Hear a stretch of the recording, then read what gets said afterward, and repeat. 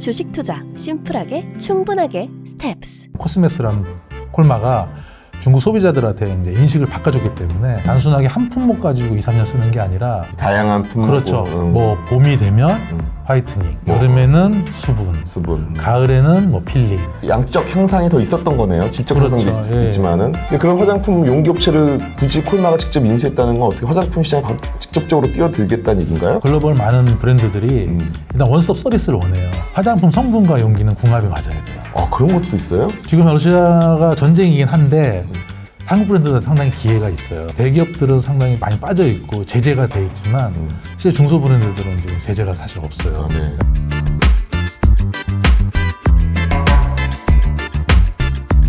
기업들이 화장품 임용 쪽 딱 그 전 세계 글로벌 회사들 보니까 로레알 그룹이 있고 네. 그 다음에 에스티 로더 그룹이 네. 있고 그 다음에 P&G 그룹인데 전 P&G가 이제 저도 프로텍트 갬블이라고 네. 생활건강 쪽 용품 회사인 줄 알았더니 아닙니다. 아니더라고요. 그렇죠. 왜냐면 이제 SK2라든지 뭐 올레이라든지 네, SK2가 P&G 거예요. 네. 그리고 올레이도 P&G 거고 제가 깜짝 놀랐어요. 그리고 스노우베리도 P&G 거고. 그래서 P&G가 브랜드가 꽤 많이 또 있더라고요. 그렇죠. 제일 중국에서 성장한 브랜드들입니다. 다. 네. 그다음에 이제 아모레퍼시픽이 있고 그리고 이제 LG 생활건강이 있는 거죠. 이제 네. 대형사들 중국에 들어가 있는 대형사들 보면은. 근데 현재 로레알 그룹에서는 뭐 지금 키엘하고 디클레어, 네네네, 디클레어 있고 그다음에 프레그런스 있고 그다음에 발렌티노 있고 뭐 디젤도 여기 들어가 있더라고요. 그렇죠. 그러니까 얘네들이 이제 ODM이라서 이렇게 되는 거잖아요. 그렇죠, 각자의 브랜드, 디젤이네 원래 브랜드 있겠지만 그 브랜드들을 다 인수하는 거잖아요. 그렇죠. 우리 3C 아까 이해하신 것처럼. 에스트리오도도 보면은 뭐 닥터자르트 아까 말씀하셨고 바비 브라운 있고 그다음 맥도. 그렇죠. 맥이 이게 색조 화장품의 그래도 지존 아니에요? 맞습니다. 네. 그리고 DKNI나 아라미스, 네. 뭐 아라미스는 제가 쓰는 그 스킨인데 아라미스도 있고, 그리고 뭐 아베다도 있고. 그래서 이게 이렇게 다양한 그 대형 이제 화장품 회사를 다양한 브랜드들을 ODM 방식으로 가지고 있는데 이제 혹시 구독자분들께서 헷갈리실까봐 이제 말씀드리면은 OEM은 우리가 이제 주문자 상표 부착 생산 방식이라고 하고요. 뭐 이런 거죠. 뭐, 기획하고 설계, 뭐, 마케팅 같은 건 다 이제 원청 업체가 하고, 쉽게 해서 우리가 애플이라고 합시다. 애플이 하는 거고요. 그리고 이제 아이폰은 생산은 어디서 해요? 만드는 거는 제조는 이제 중국에서 만들거든요. 그럼 이제 아이폰은 중국에서 만들지만 우리가 핸드폰 뒤를 딱 보면은, 디자인 바이 캘리포니아라고 돼 있잖아요. 그래서 그게 원청자 표시 방식에서 OEM이라고 하고요. ODM은 제조업체 기반 생산 방식이라고 합니다. 그래서 이제, 브랜드만 이제 원청 업체가 가져가는 거고, 아까 로레알이나, 네. 그 다음에 뭐, 또 어디였죠?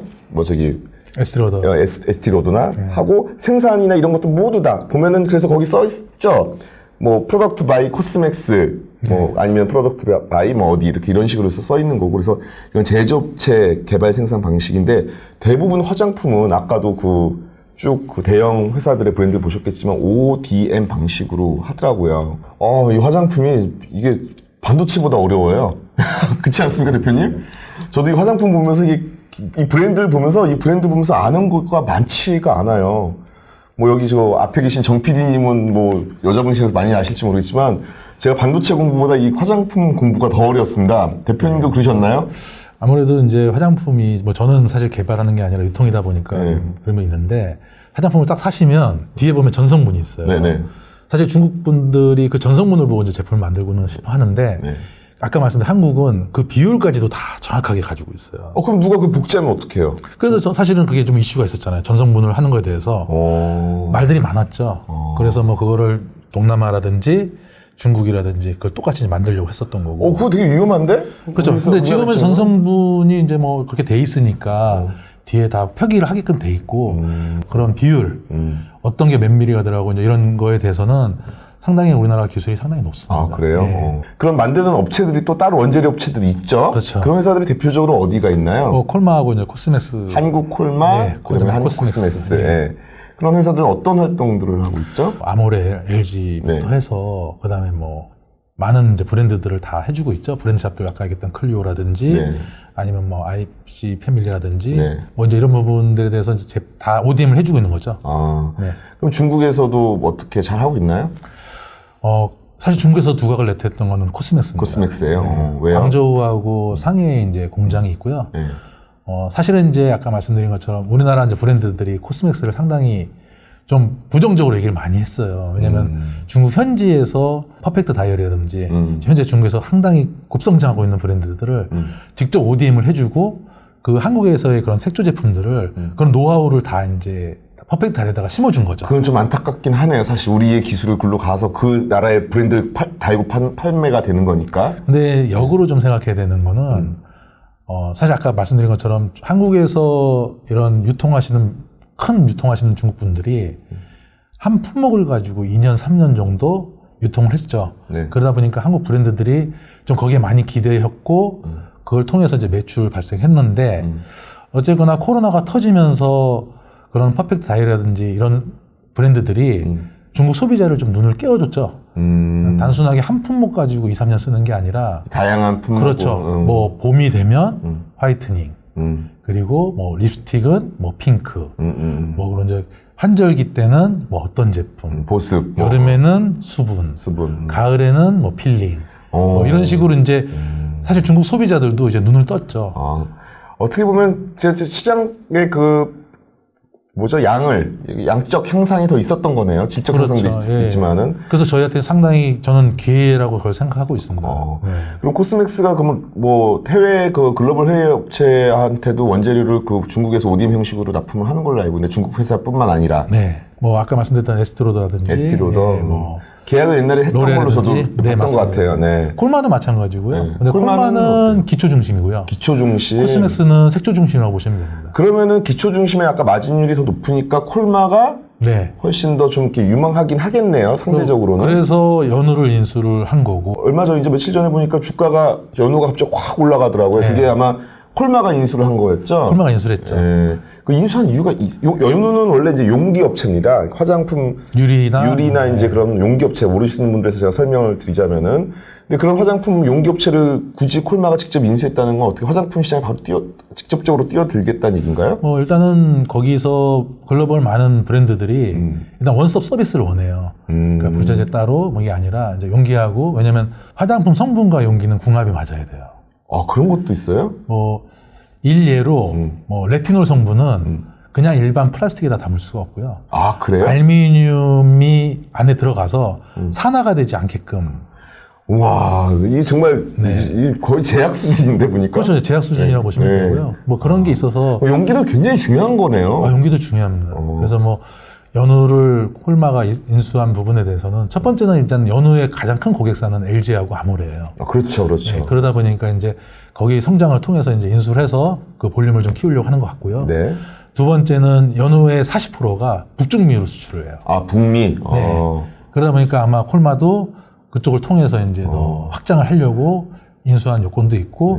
이제 이러다 보면 사실은 가장 경쟁사인 코스맥스가 연우와 거래를 하거든요. 그럼 연우는 사실은 이제 코스맥스는 점점 거래가 줄어들겠죠. 그렇죠. 그러면 이제 코스맥스도 빨리 이제 또 다른 걸 찾아야 되겠네요. 제2의 연우를 만들든지 인수를 해야겠죠. 최근에 그리고 제가 보니까 연우를 말씀하셨지만은 그 북중미 쪽 그 화장품 리포트를 좀 보니까 한국 콜마 같은 경우는 그러니까 사회적 기업, 그러니까 이제 대표적으로 그냥 예를 들면은 그 러쉬인가요? 네. 러쉬라는 제품이 그런 과대 포장을 안 하고 그 다음에 그 환경 오염이 없는 물질들을 사용하고 그리고 그 유기농 사용하고 뭐 이런 것들을 특히 북중미는 중국하고 또 다른 감성이 있더라고요. 그렇죠. 그런 CRS라는 그런 감성을 통해서 한국 콜마가 마케팅을 했는데 그게 먹혔대요. 그래서 지금 아직까지 매출이 그렇게 많지는 않지만 북중미 시장에서 연우를 인수함으로써 같이 콜라보를 일으켜가지고 CRS라는 그런 그 얘기를 가지고 개념을 가지고 지금 잘 되려고 하는 것 같아요. 그렇죠. 거기에 아마 인수한 이유도 있을 겁니다. 네.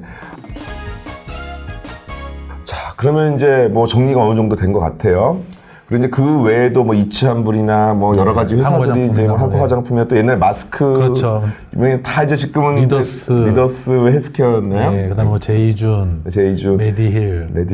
다 이제 이런 회사들이 또 올라갔다가 떨어지고 다 이렇게 했는데 이제 변화가 계속 일어나고 있는 거죠. 그렇죠. 근데 이제 앞으로 이제 한국 화장품 회사들이겠죠. 화장품 회사들이 뭐 중국이든 동남아시아든 뭐 이제 글로벌하게 지금 진출을 계속 해야 되고 그 파일을 켜야 되는데 중국은 계속 사드 문제나 어떤 정치적인 여러 가지 문제 때문에 사실 저희는 중국을 이제 꼭 중국에다가만 팔아야 돼? 그냥 저기 뭐 아까 북중미도 뭐 한국 콜마가 하듯이 동남아시아나 다른 데로 좀 돌리면 안 되라는 생각도 가지고 있거든요.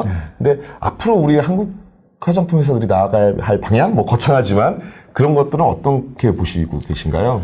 우선은 중국 시장이 어쨌거나 저희 K뷰티의 60% 이상을 차지하기 때문에 60%나 차지고. 네, 그 뭐 데이터도 주셔서 보셨는데 홍콩하고 합해서 60%이기 때문에 그 시장을 버릴 수는 없어요. 그리고 그 시장이 결국은 저는 희망이라고 생각하고요.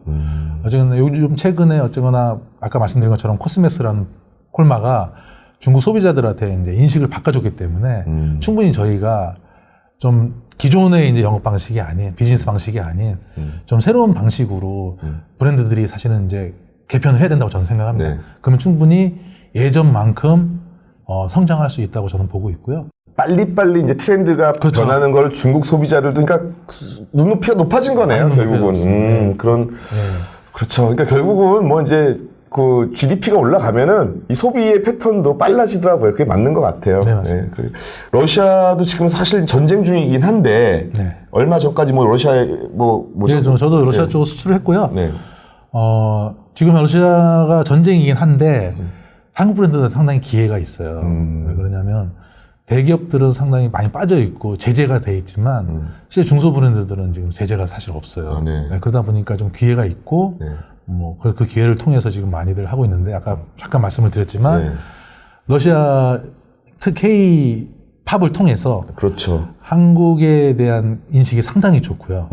그러면서 해서 한국 제품들에 대해서 상당히 원해요. 특히 예를 들어서 뭐 저기 아모레 제품 중에서 이니스프리, 그리고 더샘 한국 화장품. 그 얘기 해주세요. 그 러시아 직장인 얘기. 예.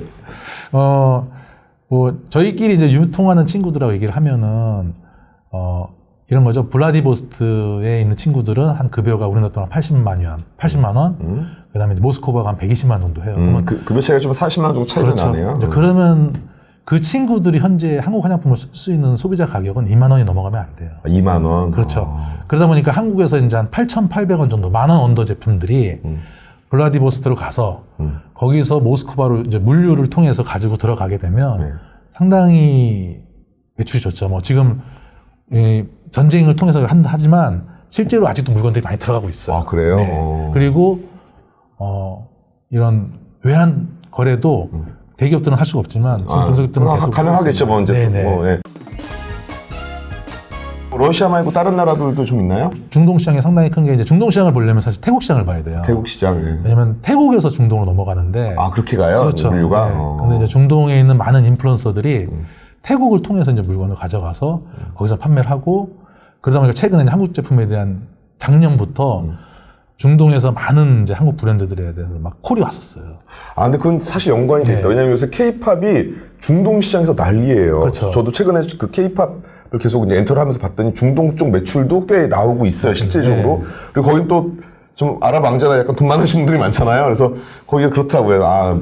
결국은 이게 엔터하고 이 소비 이런 K-뷰티나 이런 것들 계속 쫓아가는 추세겠네요. 그렇죠. 한국 브랜드 아마 이제 코로나가 좀 풀리게 돼서 왕래가 되면 중동 시장도 상당히 급성장할 겁니다. 그리고 이제 이게 대표님이 이제 그 화장품 쪽에도 계시지만은 또 이 K-팝, K-뷰티 또 우리가 또 그 다음에 이제 K 뭐 어떤 클로스 옷, 네. 의류.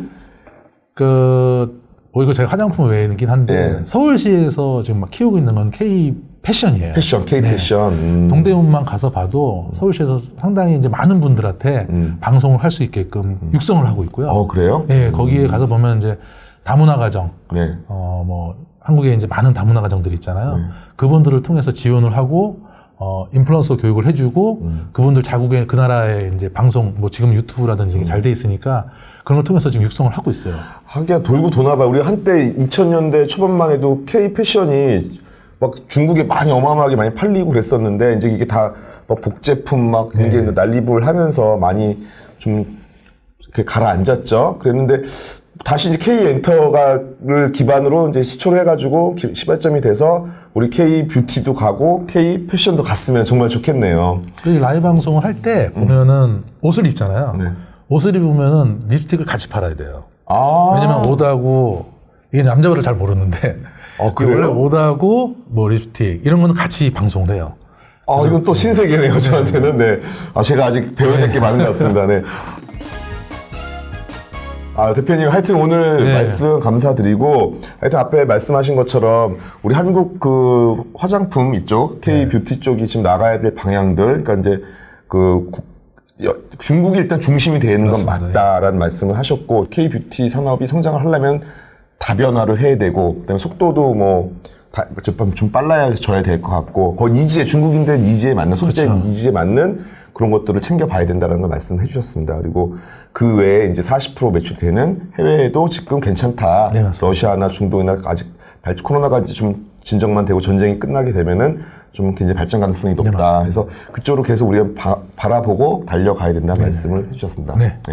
오늘 대표님 와주셔서 감사드리고, 사실 이게 보니까 한편으로 내야 될 것 같지 않아요? 제가 보니까 오늘 너무 저도 이렇게 보면서 어려웠는데, 다음에 기회가 되실 때 다시 한번 모셔도 되겠죠?